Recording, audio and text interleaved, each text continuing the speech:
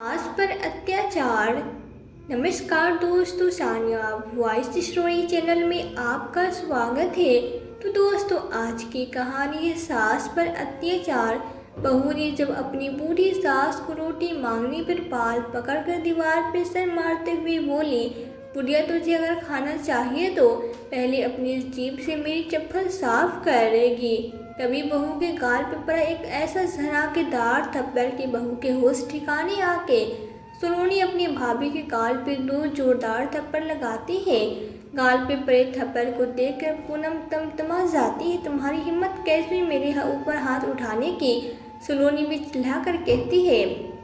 और तुम्हारी हिम्मत कैसे हुई मेरी माँ के बाल पकड़कर दीवार से मारने की, उनके सर पे रिमोट मारने की, बासी खाना खिलाने की, डरा कर रखने की? ननद के मुंह से अपनी सच्चाई सुनकर पूनम की बोलती बंद हो गई। माँ, ओ माँ, कहाँ हो आप? अचानक से सलोनी 2 दिन बाद ही अपने मायके आ गई।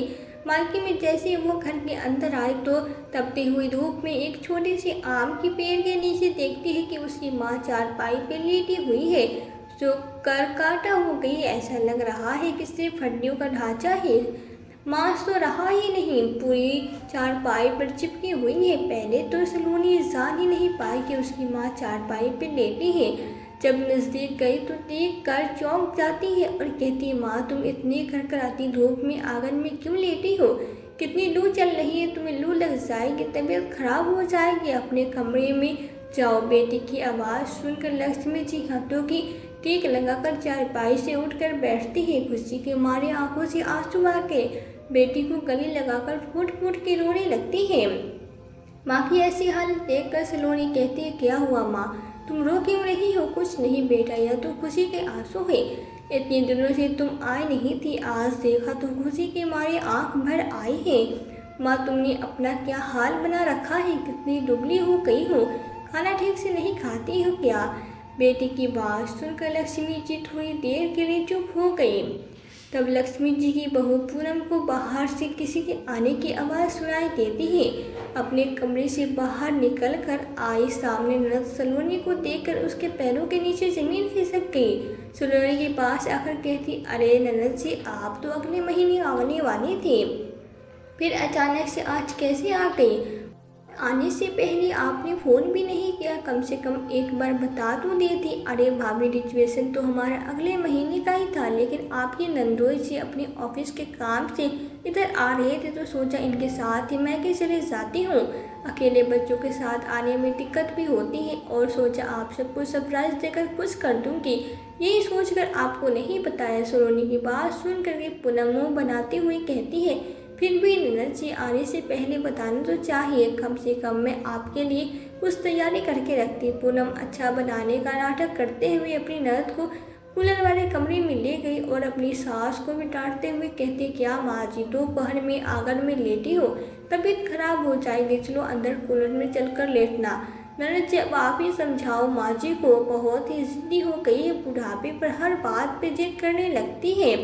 कितना भी समझा लो लेकिन अपने ही मन की करती है। अगर तबीयत खराब हो गई तो कल को मुझे इनकी सेवा करनी पड़ेगी, आखिर मेरे अलावा इनका है ही कौन? हम तो इनको बुढ़ापे पे देखेंगे। बहू बेटी आखिरकार होते किस लिए हैं? बनने बनाते हुए पूनम ने कहा।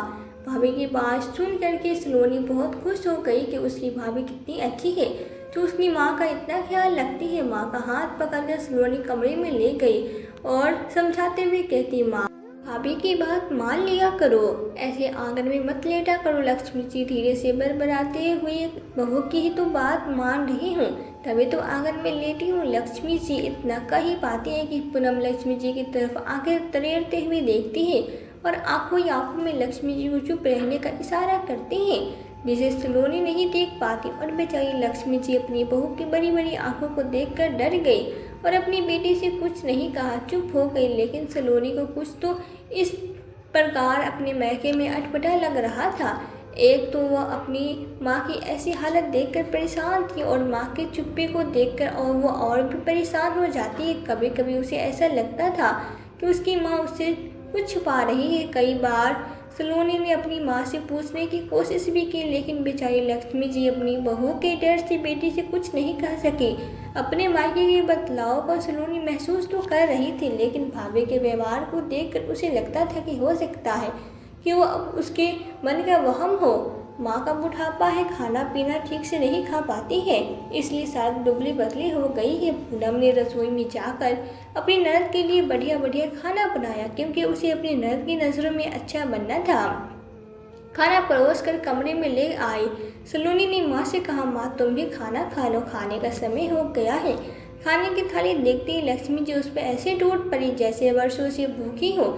इतना अच्छा खाना उन्होंने सच में बहुत सालों से नहीं खाया था। अच्छा खाना तो क्या, बहू बेटे उन्हें भर पेट खाना भी नहीं देते थे, रूखा सूखा बाकी सी खाना देते थे, वही उन्हें खाना पड़ता था। लेकिन आज बेटे के पूछने पर जब व्यंजनों से भरी हुई थाली उनके सामने आई तो लक्ष्मी जी से रहा नहीं गया। वो थोड़ी ही देर में पूरे खाने की थाली चटर कर गई। सलोनी एकटक अपनी माँ के इस व्यवहार को देखती रह गई। उसने अपनी माँ को खाते हुए बिल्कुल भी नहीं टोका। थोड़ी देर में पूनम कमरे में पूड़ियाँ लेकर आई। जब उसने देखा कि उसकी सास ननद के लिए लगाई गई थाली को खा रही है तो बड़ी बड़ी आंखें करके सास की तरफ निकलते हुए देखने लगी है। अपनी बहू को देखते लक्ष्मी जी का हाथ खाने में रुक गया। उन्होंने थाली एक तरफ खिसका दिया और एक तरफ को नतर करके बैठ गई। सलोनी को समझ में नहीं आ रहा था कि जैसे ही भाभी माँ के सामने आती है माँ एकदम से डर जाती है। पता नहीं ऐसा क्या है, कुछ तो है जो मैं समझ नहीं पा रही। अगर भाभी माँ के साथ गलत व्यवहार करती है तो मेरे लिए इतना कुछ कैसे कर रही है। रात में इकट्ठे सभी लोग बैठे हैं, तभी पूनम अपने पति धीरज को धीरे से कहती है, अब तुम्हारी बहन घर आ गई तो सीधे सीधे अपनी बहन से पास के शहर वाली ज़मीन की बात कर लो जो तुम्हारे पिताजी उसके नाम कर गए हैं। जब तुम्हारे पिताजी ने तुम्हारी बहन को भी ज़मीन दिया था तब तो उसकी माली हालत ठीक नहीं थी, ससुराल वाले भी अच्छे नहीं थे और उनके पति भी कोई नौकरी नहीं करते थे, इसलिए बूढ़े ने इतना बड़ा फ्लॉट बेटी के नाम कर दिया था। बूढ़ा तो मरकर चला गया, लेकिन मेरे लिए मुसीबत छोड़ गया। उस ज़मीन के चक्कर में इनकी इतनी आवभगत करनी पड़ती है। एक बार वह ज़मीन मेरे कब्जे में आ जाए फिर बताती हूँ माँ बेटी को, मैं तो कभी न बुलाऊँ। मजाक करते हुए अपनी भाभी से कहती है, भाभी तेज बोलो, हम भी सुन ले। तो धीरज बात को बनाता हुआ कहता, अरे कुछ नहीं सलोनी, तुम्हारी भाभी कह रही थी कि सलोनी की किस्मत कितनी अच्छी है। अब तो नंदोई जी भी अच्छी खासी नौकरी करते हैं, ससुराल में भी सब कुछ अच्छा चल रहा है। दिल्ली जैसे शहर में रहती हो, खूब सारे पैसे हो गए। हाँ भैया, यह सब आपका आशीर्वाद है। धीरज बात को बढ़ाता हुआ कहता है, मैं तो कह रहा था कि सब कुछ तुम्हारे पास हो गया है तो सलोनी, तो पिताजी ने जो ज़मीन तुम्हारे नाम किया था उसको तुम हमें वापस कर दो। हमें तो पता है कि दुकान भी ठीक ठाक ही चलती है, 2 बच्चे हैं, घर में के खर्च भी बढ़ गए हैं, ऊपर से माँ की बीमारी में भी बहुत सारा खर्चा होता है। और जो ज़मीन पिताजी ने तुम्हें दिया है वो शहर के बीचों बीच है, जिसकी कीमत आज के समय में 50 लाख से कम नहीं है। धीरज की बात सुन करके सलोनी कहती, हाँ भैया, मैं भी यही सोच रही थी कि वह ज़मीन अब अपने मायके में भाई भाभी को वापस कर दूँ। अब मुझे मायके की प्रॉपर्टी की ज़रूरत नहीं। ऐसा करना भैया, अभी मैं 10 दिन तक रहूँगी तो काम कर लेना और मैं उस ज़मीन के आपके नाम कर दूँगी। मुझे अब उसकी ज़रूरत नहीं। वैसे भी माँ का ख्याल बुढ़ापे पर आप दोनों को ही रखना है, तो उनकी प्रॉपर्टी पर भी हक आपका ही बनता है। अब तो मैं यही चाहती थी कि आप माँ के बुढ़ापे पर अच्छे से देखभाल करें और उनकी सेवा करें, इससे ज़्यादा मुझे कुछ नहीं चाहिए। मेरी माँ खुश रहे। सलोनी की बात सुन करके धीरज और पूनम खुशी के फूले नहीं समाते और ज़मीन अपने नाम होने की बात सुन करके झट से पूनम लक्ष्मी जी के पास आती है और उनके पैर पकड़ कर दबाने लगती है। अरे ननद जी, तुम चिंता मत करो, हम तो माँ जी को अपनी पलकों पर बैठा कर रखेंगे, खूब सेवा करेंगे। लेकिन लक्ष्मी जी बार बार अपने पैर को बहू के हाथों से खींच रही थी, क्योंकि उन्हें पता था कि बहू जितना पैर नहीं दबाएगी उससे ज़्यादा बेटी के जाने के बाद मेरे ऊपर जुल्म ढाएगी। दूसरे दिन ही पूनम और धीरज फ्लॉट को अपने नाम करवाने के लिए कागज़ बनवाने के लिए चले जाते हैं।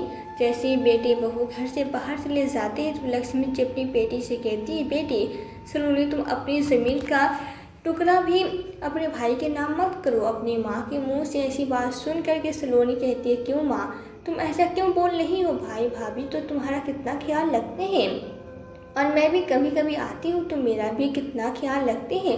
हाँ, क्योंकि वो ज़मीन तुम्हारे नाम है, इसलिए तुम्हारी भाभी तुम्हारी इतना भाव भगत करती है। एक बार तुम वो ज़मीन उसके नाम कर दोगी तो तुम्हें कभी नहीं पूछेंगे।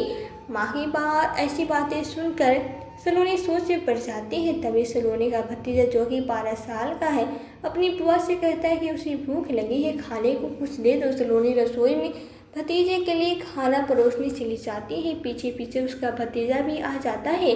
रसोई में रखी हुई बासी रोटियों को देखकर कहता है, अरे यह तो दादी का खाना है, मैं दादी को देकर आता हूँ। भागकर उन रोटियों को दादी के सामने फेंक देता है। पीछे से सलोनी रोकते हुए बाहर आती है और कहती है, यह क्या कर रहे हो? दादी को बासी रोटियाँ क्यों दे रही हो? बुआ, दादी तो हमेशा बासी रोटियां ही खाती हैं, मम्मी उनको यही खाना देती है। और दादी अंदर कमरे में नहीं, बाहर आम के पेड़ के नीचे चारपाई पे सोती है। भतीजे की बात सुनकर के सलोनी के पैरों के नीचे ज़मीन खिसक जाती है। उसे तो भरोसा ही नहीं हो रहा था कि जो भाभी भाई उसके सामने इतना अच्छा बनने का नाटक कर रहे हैं, उसके पीठ पीछे माँ के साथ ऐसे व्यवहार करते हैं। माँ के साथ ऐसा अत्याचार देखकर सलोनी की आंखों से झरझर आंसू बहने लगे। हिम्मत करके माँ के पास आई और पूछती, माँ तुम्हारे सर पे यह चोट कैसे लगी है? कुछ नहीं बेटा, नहाते समय गिर गई थी। माँ, मुझसे झूठ मत बोलो, सच बताओ क्या हुआ था? तभी लक्ष्मी जी अपनी बेटी से कहती, बेटा एक दिन मैंने बहू से कहा था कि बहू खाना वाना बन गया तो मुझे दे दो, बहुत तेज भूख लगी है। सुबह नाश्ते में भी तुमने कचौरी बनाई थी जो मैंने नहीं खाई थी। अब कुछ हल्का फुल्का से खाना बनाया हो तो दोपहर में खाने को दे दो। दिन के 1 बज गए, भूख के मारे पेट दर्द हो रहा है। तभी रसोई से दंदनाती हुई बहू आई और कहती है, अभी 1 ही बजे है, काम नहीं हुई जो भूख के मारे मुझे इतना सुना रही कि जब खाने का समय होगा तब तुम्हें खाना मिल जाएगा। सुबह से भूख भूख करने लगती हो। तुम्हारा बेटा दुकान से 2 बजे तक आता है, तभी हम खाना खाएंगे।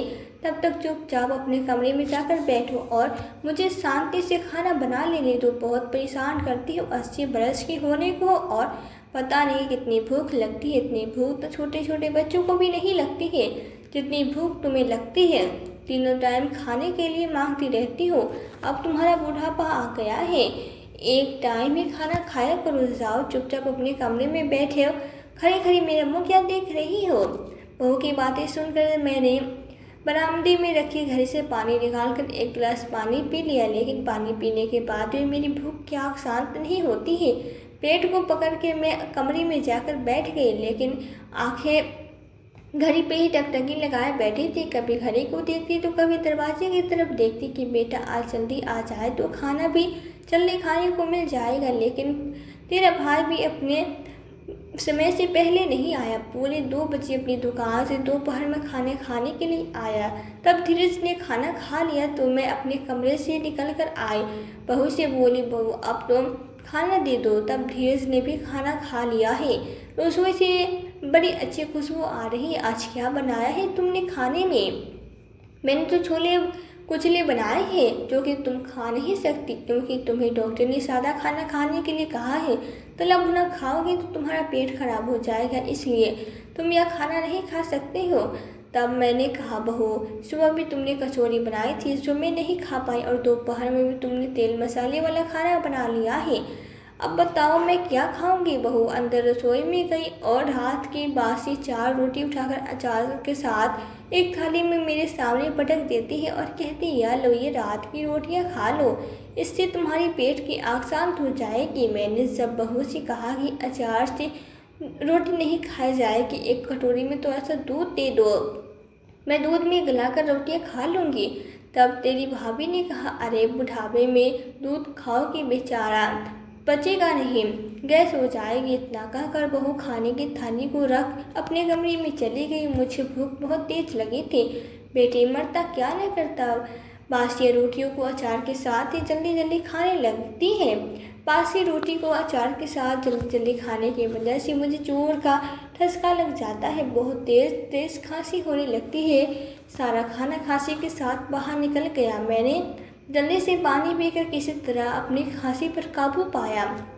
लेकिन इतने में बहू अंदर से आई और बरामदे में फैले हुए खाने को देखकर आग बबूला हो गई और गुस्से में आओ देखा न ताओ और मेरे सर पे टीवी का रिमोट दे मारा और कहने लगी, बुढ़िया ढंग से खाना खाना भी नहीं आता, बूढ़ी हो गई हो, बच्चे की तरह खाना खाती हो, खाने की भी तमीज़ नहीं है, आराम आराम से खाना नहीं खा सकती, अब पूरा घर गंदा कर दिया, पूरी दिवाली खराब कर दी, जल्दी से इनकी सफाई करो नहीं तो तेरी खैर नहीं। और मैंने कहा था कि खाना खाने के बाद रसोई के बर्तन साफ कर देना, तूने तो पूरा घर ही फैला दिया कर रख दिया। मैं अपने कमरे में जा रही हूँ, जल्दी से पूरे घर को साफ कर दो, उसके बाद ही मैं अपने कमरे से निकलूंगी। मेरे सर से खून निकलने लगा। बहू के इस तरह के व्यवहार को देखकर मैं बरामदे के एक कोने में टकी लगाए खड़ी हो गई। बहुत देर तक खड़ी खड़ी रोती रही, अपनी किस्मत को कोसती रही। हे भगवान, इससे तो अच्छा मुझे ऊपर ही उठा लो, मुझे बेटे बहू के साथ नरक की जिंदगी नहीं जीनी है। बहू बेटा मुझे एक एक रोटी के लिए तरसा रहे हैं, भूखा मार रहे हैं, अपने ही घर में भिखारियों की तरह खाना मांगकर खाना पड़ता है। एक समय था जब यह घर मेरा था, पूरी रसोई मेरी थी, मन में जो आता था वो बनाती थी, मन भर के सबको खिलाती थी, हमेशा बेटे के मनपसंद का खाना बनाती थी। अगर आधी रात को भी बेटा कुछ खाने की फरमाइश करता तो मैं उसको कभी मना नहीं करती थी। लेकिन आज बेटा कितना बदल गया है। बहू ने बेटे के सामने ही मुझे बासी रोटियां दी थी तो बेटे ने एक बार भी मना नहीं किया, जिसको मैं तीनों टाइम गरम गरम खाना बनाकर खिलाते थे। आज वही बेटा मुझे एक एक रोटी के लिए तरसा रहा है। बहुत देर तक मैं कोने में खड़ी खड़ी अपनी किस्मत को कोसती रही और फूट फूट के रोती रही कि आज मेरे पति भी नहीं है जिससे मैं अपनी मन का गुहार निकाल सकूं। बेटी तो है, वो भी दूर शहर में रहती है, उससे भी बात नहीं हो पाती है, बहुत ज़्यादा बात करने देती नहीं है।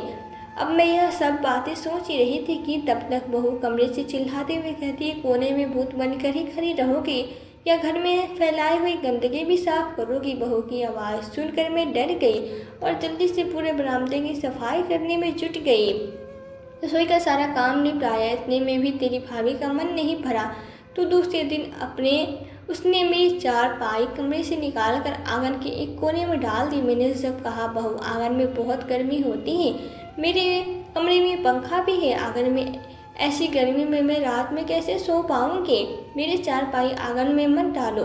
तब बहू ने मुझसे बहुत ही बुरी तरीके से कहा, ए बुढ़िया चुप कर, तुझे उस कमरे की ज़रूरत है और तेरे लिए इतना बड़ा कमरा मैं नहीं छोड़ सकती हूँ। रात आंगन में सो जाया कर और दिन में आंगन में जो छोटा सा आम का पेड़ है उसके नीचे अपनी चारपाई खिसका लिया कर, कमरे में जाने की ज़रूरत नहीं है। आज से तू आंगन में ही रहेगी और पूरे घर की रखवाली करेगी।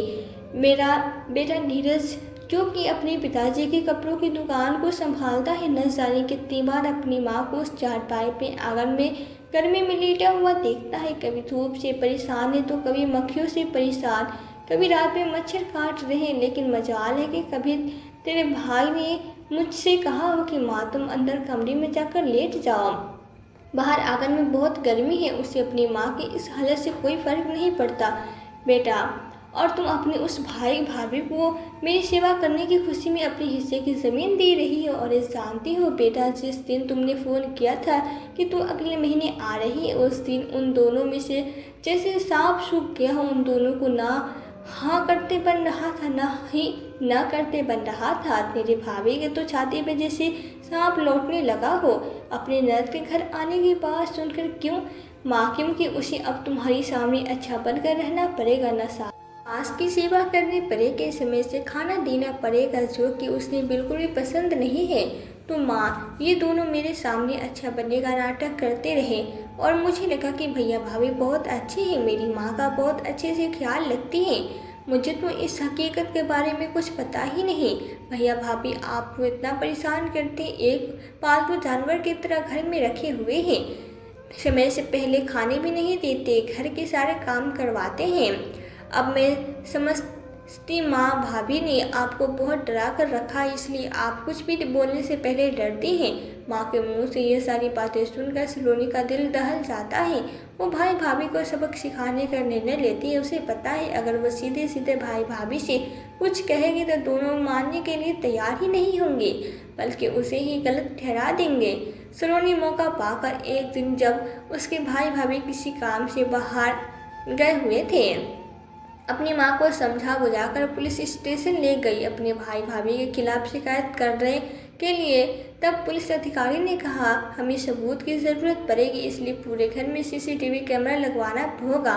पुलिस वालों की मदद से सलोनी भाई भाभी कोड के नाम से बाहर गए थे तो पूरे घर में सीसीटीवी कैमरा लगवा देती है, जिसकी भनक धीरज और पूनम को बिल्कुल भी नहीं पड़ती। फिर एक दिन हम सलोनी के ससुराल जाने के लिए एक दिन बचे थे, इसलिए बढ़िया से खाना सलोनी के लिए लेकर आती है। सलोनी खाने की थाली को माँ को दे देती है और जानबूझकर किसी काम के बहाने घर से बाहर चली जाती है ताकि अकेले में उसकी भाभी माँ के साथ कैसे व्यवहार करती है यह वो जान सके, और जाकर पुलिस स्टेशन पर बैठ जाती है। इधर पूनम जब सास के हाथ में गर्मा गर्म खाने की थाली को देखती है तो गुस्से के मारे आग बबूला हो जाती है। बुढ़िया सास के हाथ से थाली को छीन लेती है और लक्ष्मी जी के बालों को पकड़कर जोर से खींचकर कहती है, बुढ़िया तेरी हिम्मत कैसे हुई गरम गरम खाने की? भूल गई तेरी औकात बासी खाना खाने की है। मेरे सामने मुझसे गरम गरम खाना बनवा कर खा रही है। तेरी बेटी को जाने दो, फिर तेरी अकल ठिकाने लगाती हूँ। इतना कहकर वो जोर से धक्का दे देती है, जिससे लक्ष्मी जी का सर दीवार से जाकर टकरा गया। बहुत तेज चोट लग गई। पुलिस स्टेशन में बैठी हुई सलोनी की पुलिस अधिकारी अपने कंप्यूटर में यह सब दृश्य देख रहे थे। यह सब देखकर सलोनी का दिल दहल रहा था। मन कर रहा था कि अभी जाकर भाभी को 2 थप्पड़ लगाए। पूनम इतनी पर भी नहीं रुकती है। बहुत जोर से सास का हाथ पकड़कर रसोई में ले गई, जहाँ बर्तनों का ढेर लगा है। कहती है, जल्दी से इनको धुल दो, जब तो तेरी बेटी आ रही, इससे पहले साफ हो जानी चाहिए। जल्दी जल्दी हाथ चलाना। बहुत सेवा करवा ली तूने पिछले 1 हफ्ते में। 2 घंटे बाद सलोनी घर आ गई। सलोनी को देखते ही उसकी भाभी कहती है, नन्ना जी आज खाना खाने के बाद कोर्ट चलना है। तुम्हारे भैया ने सारे कागज तैयार करवा लिए हैं, बस दस्तखत करने की देरी रह गई है। सलोनी कहती है, हाँ भाभी, बस दस्तखत करने की देरी रह गई, लेकिन आपको ज़मीन के साथ साथ कुछ और भी देना है। और क्या देना है ननद जी? मैं समझी नहीं, आप क्या कहना चाहती है? सलोनी अपने भाभी के गाल पे 2 जोरदार थप्पड़ लगाती है।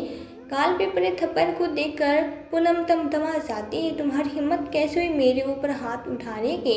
सलोनी भी चिल्लाकर कहती है, और तुम्हारी हिम्मत कैसे हुई मेरी माँ के बाल पकड़कर दीवार से मारने की, उनके सर पे रिमोट मारने की, बासी खाना खिलाने की, डरा कर रखने की? ननद के मुँह से अपनी सच्चाई सुनकर पूनम की बोलती बंद हो गई। तब तक कमरे से कागजात निकाल कर धीरज भी आ गया। पूनम रोती हुई आकर कहती है कि तुम्हारी बहन ने मुझे थप्पड़ मारा है। धीरज चिल्लाते हुए सलोनी से कहता है, तुम पागल हो गई हो? सलोनी जो अपनी बड़ी भाभी पर हाथ उठा रही हो, क्या यही सीखा है तुमने अपने बड़ों से कि बड़ों पे हाथ उठाना? वाह भैया, आज मैंने भाभी के ऊपर हाथ उठा दिया तो आपको बड़ा बुरा लग रहा है, लेकिन कल तक तुम्हारी पत्नी मेरी बुजुर्ग माँ को परेशान करती थी, वो तो आपको दिखाई नहीं दिया। माँ के साथ अत्याचार करने में आप भी भागीदारी है। मैं आप दोनों को कभी माफ़ नहीं करूँगी तो क्या कर लोगी तुम? कुछ नहीं बिगाड़ पाओगी, पूनम चिल्लाते हुए कहती है। सलोनी बाहर खड़े हुए पुलिस इंस्पेक्टर को आवाज़ देते हुए कहती है, आ जाइए इंस्पेक्टर साहब, गिरफ्तार कर लीजिए इन दोनों को। जैसे ही पूनम पुलिस को देखती है तो झूठ बोलना शुरू कर देती है। मैंने कुछ नहीं किया, ये लड़की झूठ बोल रही है। आप चाहे तो मेरी सास से पूछ लीजिए, मैंने उन पर कोई अत्याचार नहीं किया है। और जाकर अपनी सास का हाथ पकड़ती है। जैसे ही पूनम लक्ष्मी जी का हाथ पकड़ती है, लक्ष्मी जी अपना हाथ छुड़ाकर अपनी बहू के गाल पे जोरदार थप्पड़ जड़ देती है और कहती है, बहू 100 दिन का चोर एक दिन पकड़ा ही जाता है, चाहे वो जितना भी चतुर क्यों न हो। तुमने तो मेरे पति के बनने के बाद मुझ पर बहुत अत्याचार किए हैं।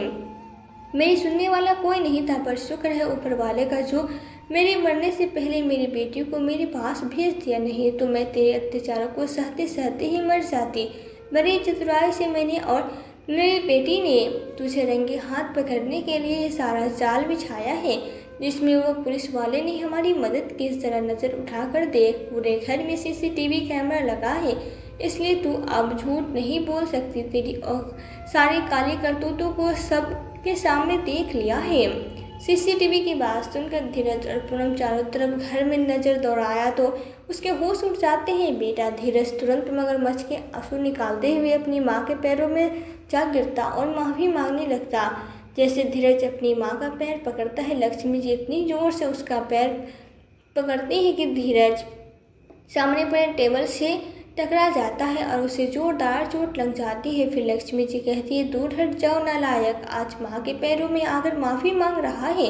भूल गया वो दिन जब मैं इसी आंगन में धूप में तपती थी, सूखी बासी रोटियां खाती थी, तेरी बीवी की अत्याचार सहती थी। सब कुछ देख कर भी तूने कभी कुछ नहीं किया, अपनी पत्नी को भी कुछ नहीं बोला और आज माफ़ी मांग रहा है। लक्ष्मी जी के मुँह से ऐसे जोरदार जवाब सुनकर धीरज और पूनम की बोलती ही बंद हो गई। एक पल गवाए बिना पुलिस दोनों को गिरफ्तार कर लेती है। सलोनी अपनी माँ और भतीजे को अपने साथ ले जाती है। तो दोस्तों इस स्टोरी में आपकी क्या राय है, हमें कमेंट करके ज़रूर बताएं। अगर कहानी आपको पसंद आई हो तो चैनल को सब्सक्राइब, वीडियो को लाइक करना ना भूलें। फिर मिलते हैं आपसे एक नई कहानी के साथ। कहानी में अंत तक बने रहने के लिए आपका धन्यवाद।